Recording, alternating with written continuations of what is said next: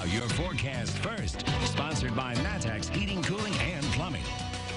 On this Wednesday evening, we've got temperatures that are still in the upper 70s and low 80s, as you can see across central Illinois. 78 degrees in Champaign, 76 in Danville, 81 in Watseka, and 82 in Springfield, which is where we have our Flooring America weather camera up on our roofing dog on it.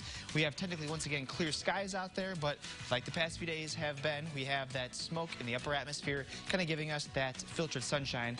With winds out of the west right now, pretty calm across the area. It'll be a nice forecast for the backyard this evening. Clouds will be on the increase thanks to a cold front coming through tonight, and we'll have a few spotty showers as well.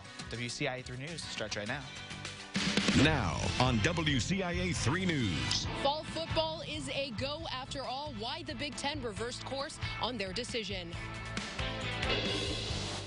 A city lifted its emergency order today where you'll now be able to grab a bite to eat inside. Sometimes kids will get withdrawn. Of course, it depends on the age. And a man is accused of assaulting his 2 nieces. Now, one group wants people to be aware of the signs of child abuse. You're watching your local news leader. This is WCIA 3 News at 5. This is a day when we can smile and feel good about the decision we've made. The Big Ten reversing course and reinstating football with games starting next month. Good evening, I'm Paul Cicchini. It's a major change from just last month when the Big Ten was the first Power 5 conference to call off the fall. We have team coverage tonight. WCIA 3 Sports Director Brett Behrens is in studio with us. Marley Weirda is live at Memorial Stadium. First to Brett, I think the biggest question is what has changed?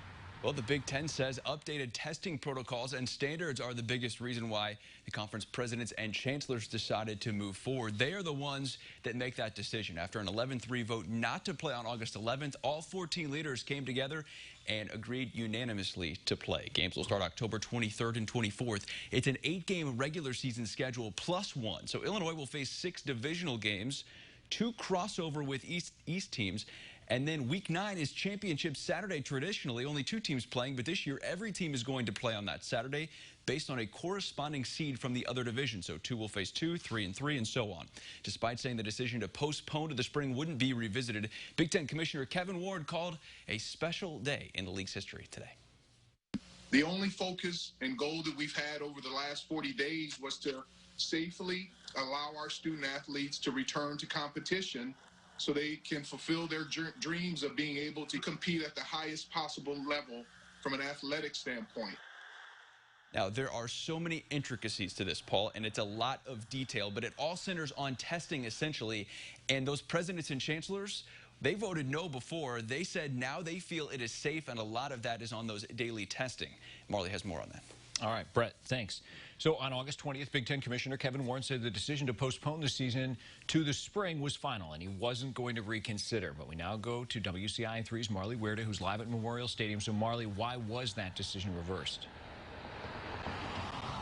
Well, Paul, like we mentioned, it was that scientific data that ultimately allowed the Big Ten to change their mind. Today we heard from Illinois Chancellor Robert Jones, who said that we heard from him for the first time today, and he said that it was exactly that scientific data that allowed him to make his decision. And he said since August there have been several medical advancements that have led the entire Big Ten to adopt new protocols. One of the most important ones going forward will be that rapid daily testing as well as antigen testing, and Chancellor Jones says that was a game changer to flip his decision.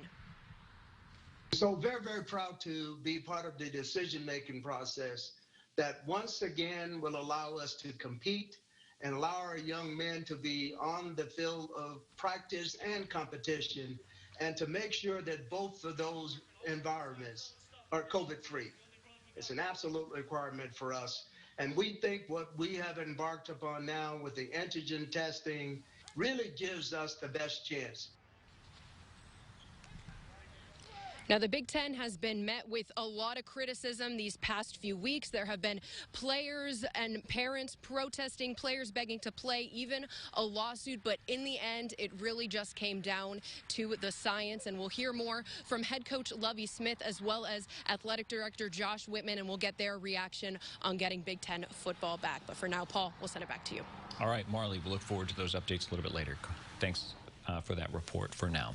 In other news, of course, restaurants in Urbana around the U of I will be able to allow indoor dining. The city lifted the emergency order this afternoon. It affected restaurants and bars between Springfield and Florida Avenue and between Lincoln Avenue and Wright Street. The order was put in place to help fight the rise in COVID-19 cases on campus. Also new tonight, a man in Champaign is facing multiple felony charges for assaulting 2 women who were little girls at the time. WCIA 3's Gabrielle Cook is live in the newsroom tonight. So, Gabrielle, what details do we have? Francisco Castaneda went to trial yesterday for 2 separate accounts of sexual assault. Both happened back in 2009 when the women were young girls at the time, ages 7 and 8, and he was their uncle. The woman who was 8 at the time says she was raped at a mobile home in Urbana, and he's also accused of creating false documents so the victims could work while underage. The victim told police she didn't tell her mom about him because he threatened to rape her more often if she did. The Champaign County Children's Advocacy Group wants people to be aware of the signs if their child is being abused. Sometimes kids will get withdrawn. Of course, it depends on the age. They might start doing things that are out of routine for them, like refusing to shower, wearing more clothes than they might normally wear. They are also advising parents to be aware of who is looking after their children during online learning if they're at work. If you feel that your child may be showing signs of abuse, you can find the Children's Advocacy Group's information on our website, WCIA.com. Paul? All right, Gabrielle, thanks for that update. Now, Springfield is increasing patrols around a small tent community of homeless people after 2 were attacked earlier this week. The homeless community in the city pitched tents next to the city's cooling center after other shelters shut down because of COVID-19. Police put a security camera on the site and are patrolling the area more often. Champaign police are investigating after a 25-year-old was shot. It happened in the area of Kenwood and West Springfield Avenue late last night. Police say the man was taken to the hospital and taken into surgery. They believe the shooting happened outside, possibly following an argument. No arrests have been made. Police are asking anyone living nearby for any surveillance footage. We have an update now. A suspect is in custody after a shooting at Western Illinois University. Officials say 18-year-old Kavion Popoulos turned himself into Chicago police, and police say he shot his roommate. He's facing several charges, including attempted murder and aggravated battery. His roommate was taken to the hospital. All classes were canceled today in both Macomb and Moline. The city of Champaign is considering job cuts, how much money it's hoping to save with the new incentive program. Plus this. We've cut all overtime and things like that. We've already made some cuts. The governor says budget cuts may be in the state's future, how this could impact local governments as well.